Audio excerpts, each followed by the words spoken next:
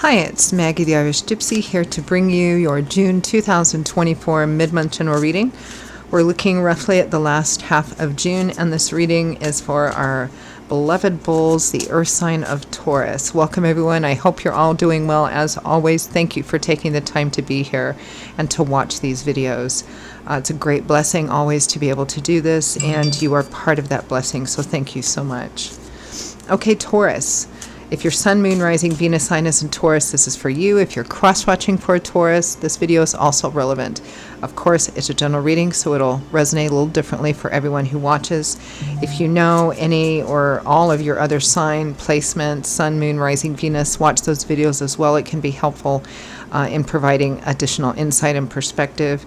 And if something really does hit home with you, if it really resonates and you'd like to perhaps pull the curtain back on it and take a deeper look, or you simply like the reading style, if you're interested in a personal reading with me for yourself or as a gift for someone else, personal readings, of course, make great gifts because they're personal.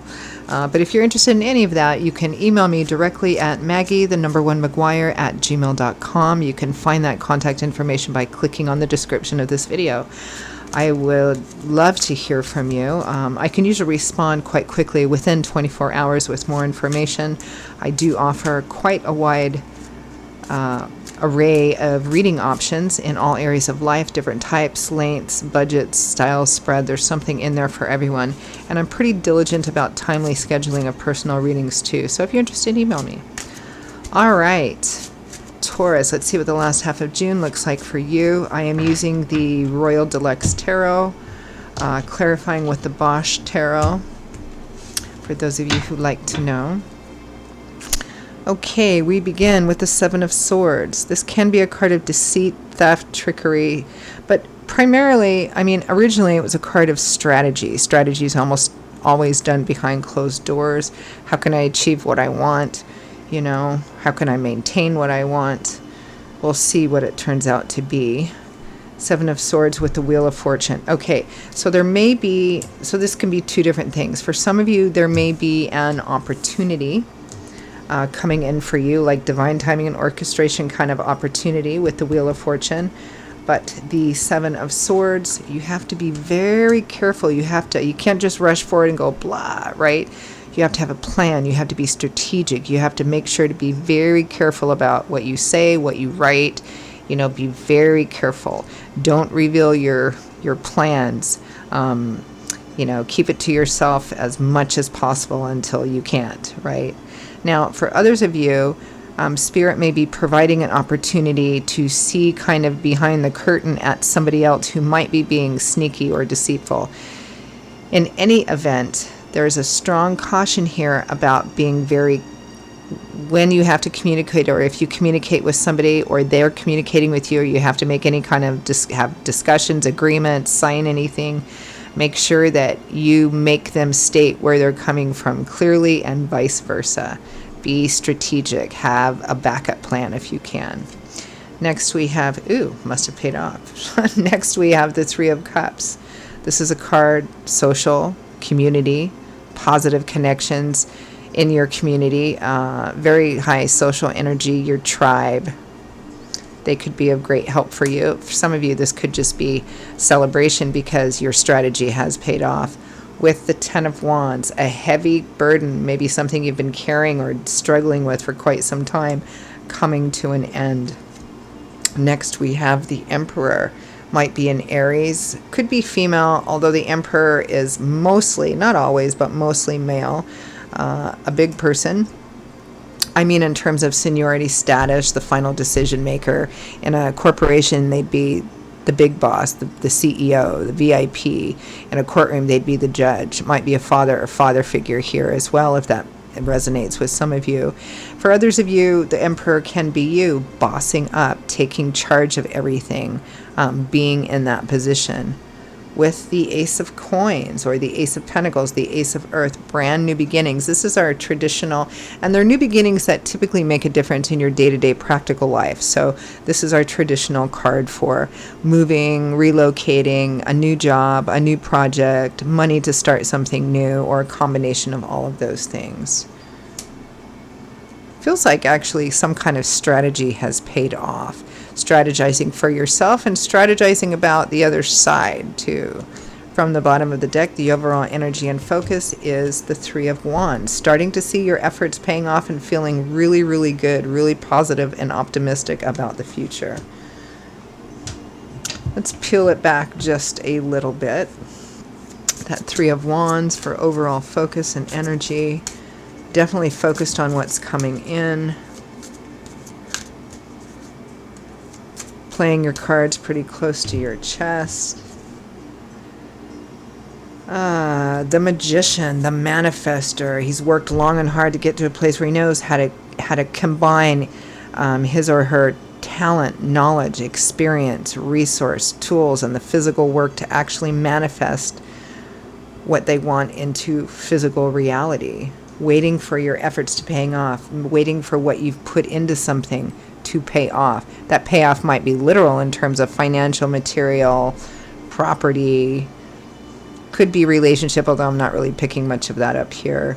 It feels like it's more in the earth energy area of life, you know, money, finance, property, real estate, asset, job, career, projects, that sort of thing. The Five of Wands, defending, not backing down, not giving up, not compromising beyond what you're willing to do.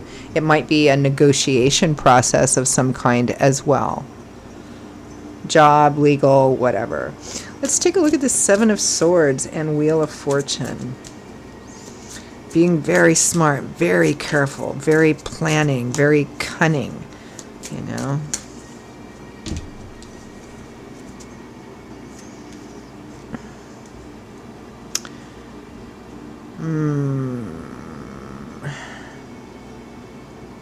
Five of Swords, Ten of Swords, and the Empress. Yeah, I don't like this. Five of Swords, Ten of Swords, Seven of Swords. This is somebody who's trying to take it all undercover. It's like deceit, betrayal, theft, trickery. It's interesting we have the Empress here because we also have the Emperor. So there's a pair here. It might be parents. It might be a couple. It might be just an older person of seniority and status. For some of you, there is a very strong potential for deceit, trickery, that sort of thing, so be very careful. There is kind of an indication here that Spirit is saying if you play it smart, you can flip that table right back around on them. Whatever that might mean for some of you. It's about being very careful and very strategic. Don't take anything at face value. Do your due diligence, not only on the other side, but on your stuff as well. Three of Cups, Ten of Wands. The Sun and the Five of Pentacles. So the Five of Pentacles is a lack. Something isn't enough. Financially, materially, emotionally, feeling shut out, feeling not good enough, feeling like the outsider, feeling like the redheaded stepchild. Something isn't enough. It's the Beggar card. But the Sun is light, love, warmth, laughter, illumination, things being clarified. All the pressures get uplifted and relieved, which here is the Sun with the Five of Pentacles is just like what we're clarifying, the Three of Cups with the Ten of Wands. It feels like this sense of finally it's over, finally now I'll have what's mine, or I get what's owed me, or something of that sort, like finally. Somebody, you may have been treated quite unfairly or quite badly, and it is finally weighing even, coming back. Emperor and the Ace of Coins. Somebody may be, for some of you, somebody may be having to pay out. Somebody may be having to, you know, might be legal for some of you. Emperor and the Ace of Cups. Sorry, the Emperor and the Ace of Coins or Pentacles. We have the Page of Cups, positive messages coming in here. Knight of Swords, conversation, communication. The Three of Wands, again, you're starting to see your efforts paying off. You're starting to see that, and you're watching that ship come in, feeling very hopeful, positive, and optimistic about the future. And the Emperor again. This might be somebody that's being made to give back to you, or to give to you what you deserve, what's owed to you. It may be somebody in a position of decision-making ability and authority that's ordering that to come to you from somebody else. But either way you look at it, feels like some kind of victory after a battle. This whole reading is like that. Beautiful, beautiful energy, Taurus. Okay. And let's end with any advice, guidance, feedback from Spirit.